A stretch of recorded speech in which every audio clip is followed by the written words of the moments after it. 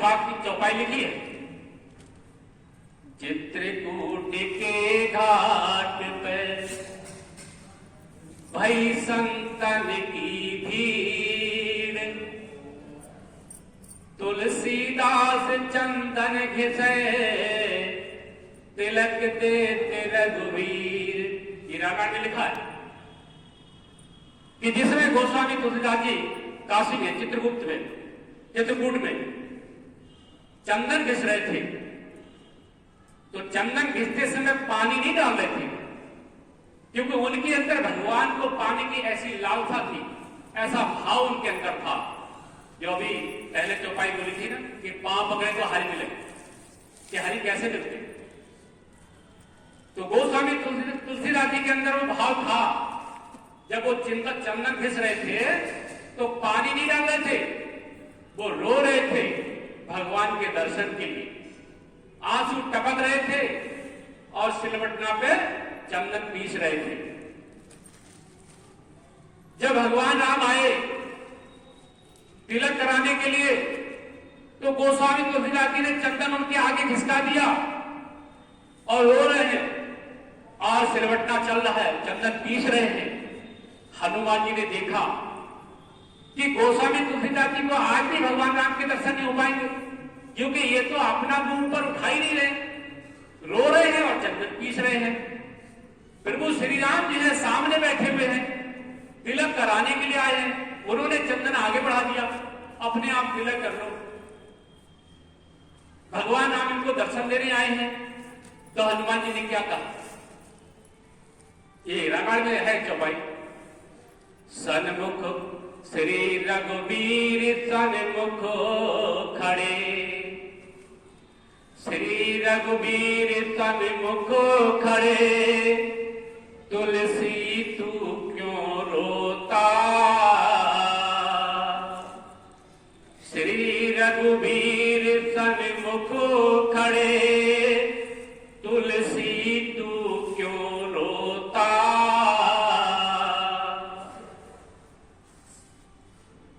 श्री रघुवीर सन्मुख खड़े, तुलसी तू क्यों रोता, सुपल करो जग हनुमान जी, बोले बन के तोता। हनुमान जी पहुंच गए, तोता बन के उन्होंने जो है गोस्वामी तुलसीदास जी ने कहा कि तुलसीदास जी आप क्यों रो रहे हो? अब तो आपके सामने रघुवीर बैठे हुए हैं, खड़े हुए हैं, उनका दर्शन करो, उनके चरण छुओ, उनसे आशीर्वाद लो।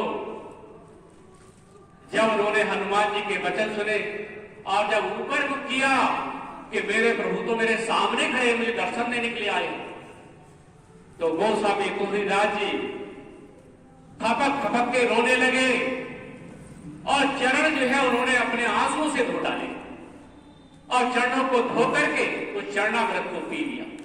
कहा प्रभु आज मैं आपके परम भक्त के द्वारा सफल हो गया, मेरा जीवन सफल हो गया।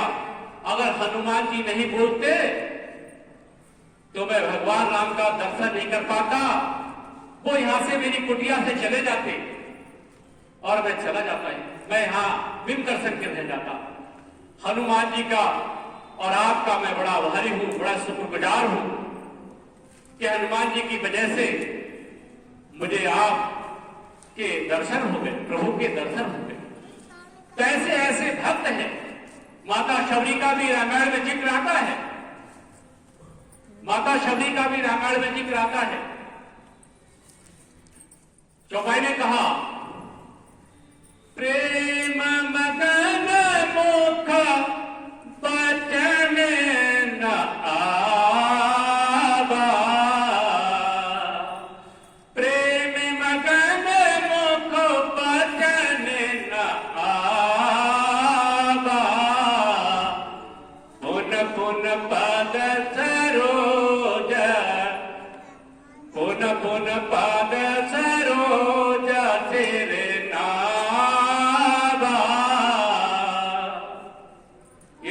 तुलसीदास जी ने रामायण में लिखा है कि माता शबरी का कैसा प्यार था प्रभु श्री राम के लिए, कैसा प्यार था। कह रहे जो है कि शबरी में जब दर्शन हुआ, प्रेम मगन मुख वचन न आवा, कि जब उनकी कुटिया पर भगवान राम चल करके गए थे तो इतनी भाव विभोर हो गई थी शबरी इतनी भाव विभोर हो गई थी कि प्रेम मगन मुख वचन न आवा, कि प्रभु के प्रेम में, प्रभु का दर्शन करके इतनी भाव विभोर हो गई कि बार बार जो है प्रभु को देखना, दर्शन करना और बार बार उनके चरणों को छूना, और मुख से कुछ नहीं बोल पा रही थी, कुछ भी कहने की क्षमता नहीं रह गई। प्रभु मुझे ये दे दो, मुझे वो दे दो, मुझे महल दे दो, मुझे ये दे दो, वो दे दो, कुछ नहीं। सिर्फ जो है प्रभु का दर्शन, प्रभु को निहार रही थी, बार बार उनके चरणों को छू रही थी और उनके चरणों को धो करके उस चरणामृत को उसने पिया, माता शबरी ने। इसलिए कहा प्रेम मगन मुख वचन न आवा, कि और कोई बात उनके मुख पर नहीं आ रही थी, सिर्फ प्रभु के चरण निहार रही थी, उनका दर्शन कर रही थी। और कहा पुण्य पुण्य पद सरोज सिर दावा, कि उन्हें किसी पद का, किसी चीज की, सांसारिक चीजों की इच्छा नहीं थी, सिर जो है उन्होंने अपने सिर को प्रभु के चरणों में नवा दिया था, प्रभु के चरणों में ही सिर को लगा रही, और उन्होंने दुनिया की किसी चीज की इच्छा नहीं की। जैसे आज हम लोग मंदिरों में जाते हैं या गुरु के पास जाते हैं, संतों के पास भी जाते हैं तो सांसारिक चीजें मांगते हैं।